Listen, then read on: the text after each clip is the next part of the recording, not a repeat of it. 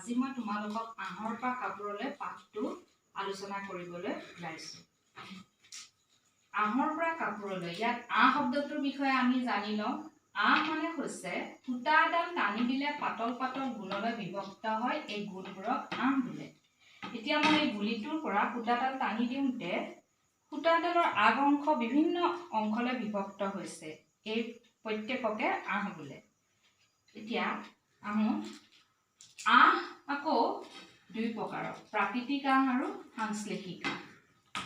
প্ৰাকৃতিক আহ মানে কি? যিবোৰ আহ প্ৰকৃতিৰ পৰা উৎপাদন কৰা হয় সেইবিলাকক প্ৰাকৃতিক আহ বোলে, যেনে কপাহ আৰু মৰাপাট।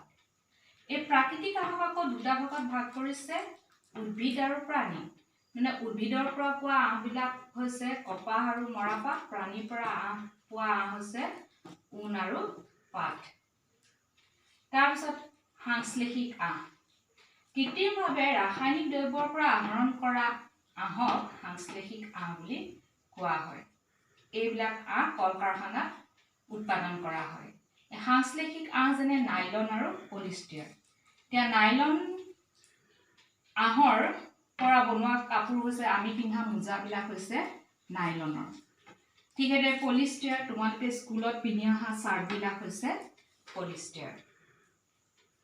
এতিয়া তোমালোকক যদি পাৰ্থক্য লিখিব আহে প্ৰাকৃতিক আহ আৰু সাংশ্লেষিক আহৰ, তেতিয়া তোমালোকে দুটা ভাগত ভাগ কৰি ল'বা, এটা প্ৰাকৃতিক আহ, এটা সাংশ্লেষিক আহ। 1 নম্বৰ প্ৰকৃতিৰ পৰা পোৱা যায়, 2 নম্বৰ কৃত্ৰিমভাৱে আহৰণ কৰা হয়। প্ৰাকৃতিক আহত লিখিবা পুৰিলে ইহঁতি ছাই হৈ যায়গৈ। যেনেকৈ আমি চাকি দিয়া শলিতাবোৰ পুৰিলে ছাই হৈ যায় নে?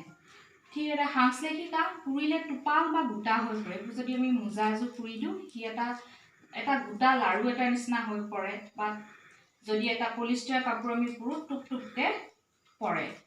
তাৰপিছত প্ৰাকৃতিক আহৰ উদাহৰণ হৈছে কপাহ, মৰাপাট, ঊণ, পাট।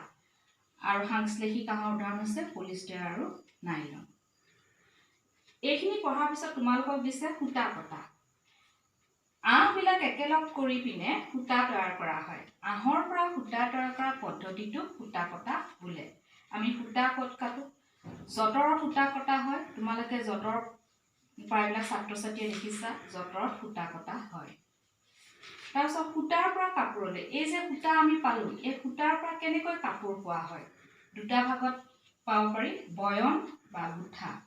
বয়ন হৈছে বোৱা, তাঁতশালত কাপোৰ বোৱা তোমালোকে দেখিছা, দীঘ আৰু বাণী একেলগ কৰি কাপোৰ বোৱা হয়। তাৰপিছত গুঠা, দুডাল শলাৰ মাজত ঊল এডাল লৈ তোমালোকে মাহঁতে চুৱেটাৰ গুঠা দেখিছা, বা কুৰচাই দি চুৱেটাৰ গুঠা হয়। এইদৰে বয়ন আৰু গুঠা কাৰ্যৰ দ্বাৰা আমি কাপোৰ পাব পাৰোঁ। এইদৰে আমি আহৰ পৰা কাপোৰ পাব পাৰোঁ। তোমালোকক পাঠটোত পঢ়িব দিয়া মূল কথাখিনি এইখিনিয়ে। তোমালোকে পঢ়িবা পাঠটো আৰু প্ৰশ্ন উত্তৰখিনি কৰিবলৈ যত্ন কৰিবা। ধন্যবাদ।